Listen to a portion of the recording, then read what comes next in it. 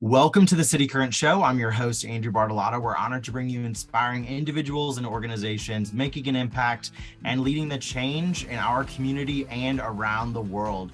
And today we have an exciting guest whose multifaceted background and passion for financial inclusivity is shaping the future of personal finance. Meet Wesley Belden, a fintech entrepreneur with a mission to, in his words, use capitalism to fix capitalism.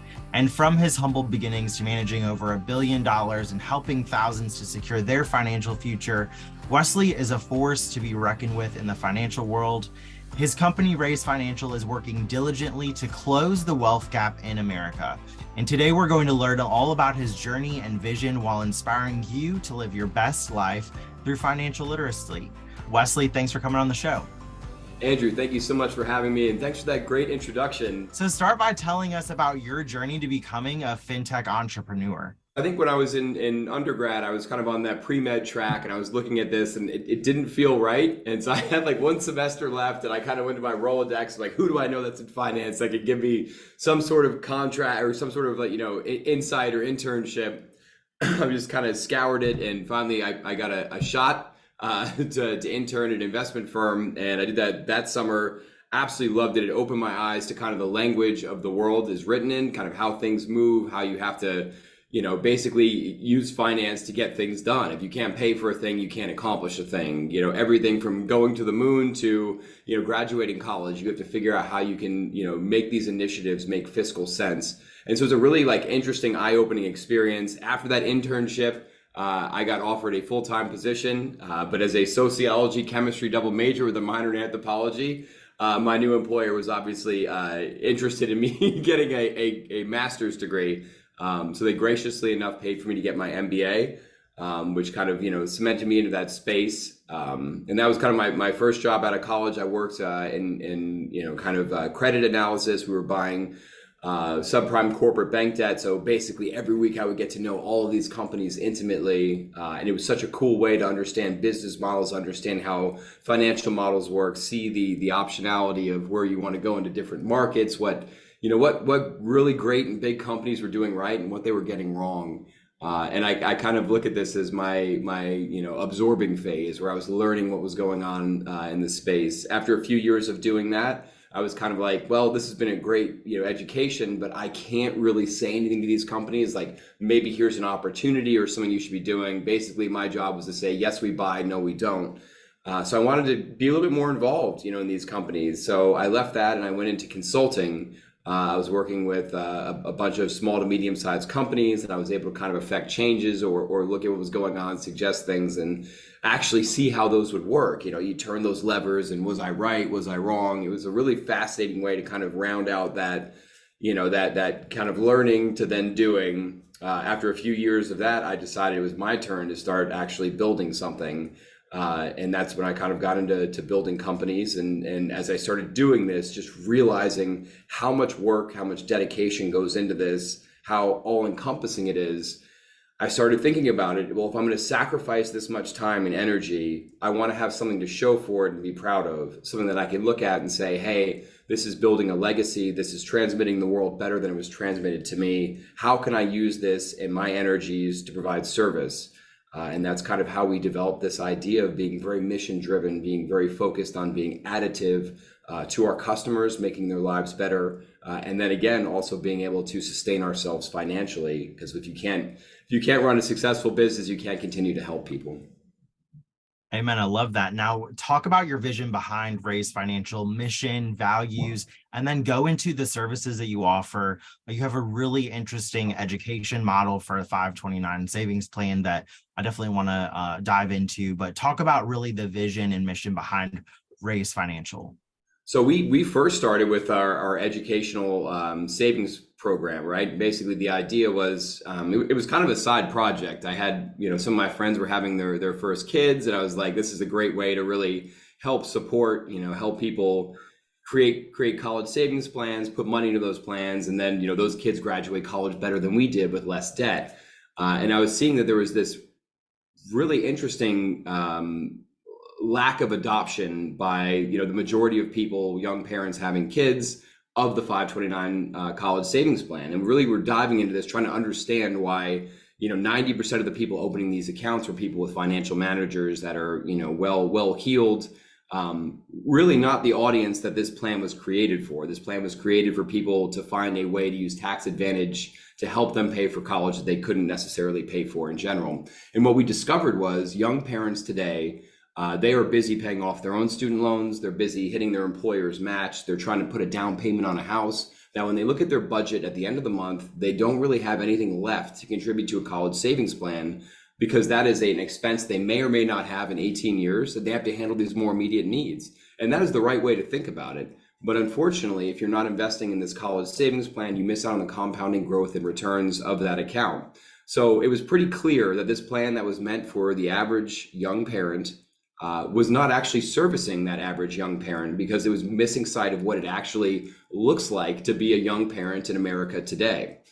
So our hypothesis, our plan was to take that same great investment product, but make it fit this young audience. And what we came up with is, instead of the parent being responsible for funding this account, what if we make it easy for them to create this plan, and then we make it really easy for them to give permission to their friends and family to contribute to this plan. So in lieu of gifts, grandma and grandpa or your college roommate, instead of going to the toy aisle on the way to the birthday party, they can deposit money into this account. That money gets invested and then it grows tax-free. So you have funds that never would have been there in accounts that never would have existed, that are now growing and developing and compounding over time, creating a generation that's going to leave college better than we did. And to put this in perspective, our 529 plans have 10 times as much gifted contributions in them as a regular 529 plan. So we really tapped into something here. We were able to build a product that meets this audience where they are and provide better outcomes for them. And that's the greatest thing in the world. What I think is really cool is, and I don't know if this is the correct terminology, but when I look at it on the surface as a consumer, it's almost like crowdfunding your college tuition and savings plan. What I think is really cool too is you have a reel that talks about the benefits of the 529 college savings plan that's not just for tuition. So talk about some of the hacks on really optimizing the use of this plan, and what additional ancillary parts of the college experience that it can be used for, not just for tuition. Yeah, it's a fantastic investment product, but as time goes on, they're expanding its scope, which is fantastic. I think they're looking at this and saying, as more people are adopting this, they're looking at how can we make this plan more useful. One of the early complaints was, what if my kid doesn't go to college? Obviously, you have options, but now there are even more options. So you can use these funds for vocational schools, study abroad programs, all kinds of things. You can use it through K through 12 education. And then most recently, they've now added a component where you can actually use the funds to invest in your child's retirement account. So if you wind up not using the money for education, you kind of just convert it into their retirement account, and you still get that tax benefit. And the reason behind this is they don't want anybody using this plan to say, hey, I'm not going to save for college because what about this eventuality? Like, you don't want to be punished for not needing these funds. You don't want to be punished for doing the right thing. And so that's kind of right. Encouraging to see, the tax code as it expands, offering more opportunities to use these products for different uses. And I think that's going to probably continue to expand. But obviously the retirement account thing was a huge win. I think that's a really great kind of, valve of getting out. Because who knows what the world's going to look like in 18 years when your kid goes to school? We may have more free educational options. College may be a less important thing. We really don't know. And so I think having that optionality is a great way of saying, you can get a head start with this. And if it winds up being a different world in that same place, you're still ahead of the game because you were saving for this other expense that now you no longer have, rolled over into retirement. So there's so many things you can do with it. Yeah, and I love that it really helps bridge the generational wealth gap and being able to set your child or children up for success, even if they don't end up going to a traditional four-year college, community college, or if they go to vocational school or whatever. And so as the tax code continues to evolve, I think that's really cool. And like you said, it's still a step ahead for your children to be able to set them up for success. You talk a lot about how to use capitalism to fix capitalism. So talk about what you mean by that specific phrase. Okay. Yeah. So this is kind of a complex, and there's a lot of moving pieces here. But if you look at kind of how wealth creation has worked in this country, since the 1970s, 1980s. You look at how productivity of businesses and firms has stayed on its same static rise, right? So productivity goes up every year, and that usually transmitted to wages going up. It transmitted to companies paying higher taxes, which then went into the community, things like that. But you saw this kind of shift in like ideological thinking in the late 70s, early 80s, where the business mindset shifted to the primary focus and fiduciary responsibility of leadership of a firm is to their shareholders first and almost exclusively. So as a result of that, you started seeing things really shift towards not compensating wages. Like, so if you think about it, every year, if the amount of output for 1 hour of your labor goes up, you expect some of that increase in output to then be recapitalized as your wage. And then obviously some of that increase be recapitalized as, shareholder value as well as tax value.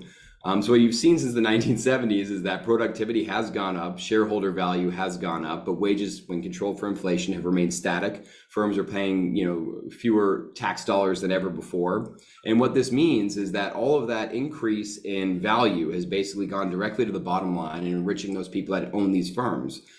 So this is a very entrenched component of the way that our economic system is operating today. It is making a lot of people very wealthy, myself included. It's an incredible way to invest in these companies, and all the productivity and gains of that firm growing in size hits the bottom line and enriches people that own it. Unfortunately, you can't work your way to wealth now. You can't, go to this job for 40 years and say my wages keep going and I can buy a house, I can get into these different things and start building my net worth that way. You have to invest your way. But again, with these constrained budgets, because wages have not increased with the increase in productivity, which means goods cost more, but wages do not keep pace with it, it's harder and harder to have surplus revenue to invest. So we looked at this problem and said, okay, what's working great here? What's working great here is enriching people that own these companies, that own stock in these firms. So how do we take that and get more people to own more stock in a more meaningful way earlier in their wealth creation journey? Because investing takes time. You buy and hold, right? And over time, those investments grow. And so we were looking at that problem and saying, okay, we've got this really powerful economic engine here. Let's find a way to get more people involved in it earlier in the wealth creation period in a more meaningful way. And what we looked at is one of the things that is less and less likely for this audience is to own a home. Today's young Americans, it's more difficult for them to purchase a home because home prices have shot up. Mortgage rates are increasing. Traditionally, to live in a marketplace where you can earn a good salary, you usually are priced out of the market. So our audience is unlikely to own a home. So we looked to kind of create that same sort of vehicle, that same sort of wealth creation instrument that a home mortgage used to get somebody. You go to your bank and say, hey, I've saved up $20,000. They give you a note for $500,000. You have a house that's worth $500,000 appreciating every year. We're basically taking that same model, but instead of a home, it's an ownership in the total stock market. So basically we're saying we're doing for stock ownership what the home mortgage did for home ownership. And it's a very, very, kind of fundamentally large shift in the way you think of investing, but also a very boring way of saying we're buying something very simple and understood and encouraging you to hold it for a long period of time. So it's this combination of something fundamentally different, but also very, very simplistic. And to put this in perspective, because you're basically putting that large lump sum into an investment account up front, it compounds that growth, and basically you have these better outcomes in the long term. To put it in perspective, the cost of entering this account, you'd have to invest 2.5 times more every month in the same asset to achieve similar results. So really producing these outsized outcomes for our customers. That's a really cool way of explaining what your mission is at Rice Financial, but also like how it is changing lives and can change lives through the power of really financial literacy at the helm. What puts a smile on your face when you look at the work that you've done to help so many build generational wealth through investments and financial literacy? I mean, I'd say you can look at the numbers, you can look at the people that you help, but it's the individual stories that really make your day. It's hearing from your customers, it's hearing the success stories, it's hearing how families are growing, how investments are growing. I mean, it's just amazing. That's the thing that gets me up in the morning. That's the thing that makes me work late into the night, is being able to help people, being able to, when I can help, giving people the tools they need to help themselves. And that's really what it's all about. You have this audience that's really looking for a way to get ahead. They're really looking for a way to set themselves up and their family up. We're here to give them the tools they need to do that. Where can people go to learn more about your organization and collaborate as a client partner with your company? Sure. So our website is raisefinancial.com. That's probably the best place to get the most amount of information. We also have a really thriving community on Instagram. Our handle is Raise Financial there. That's usually the best place to start, one of those two channels. And then obviously we're very engaged on both of those channels. So if you have questions, you can always reach out to us, either through Instagram or through our website comment section. You can always get in touch with somebody. We're always monitoring that. We like to think of ourselves as a 24/7 company. I hear you. Well, Wesley, thank you so much for coming on the show. Thank you for providing this wealth of information, pun intended, to so many, and to be able to set people up for success. Thanks for all you do to power the good. Andrew, I appreciate it, man. This was so much fun.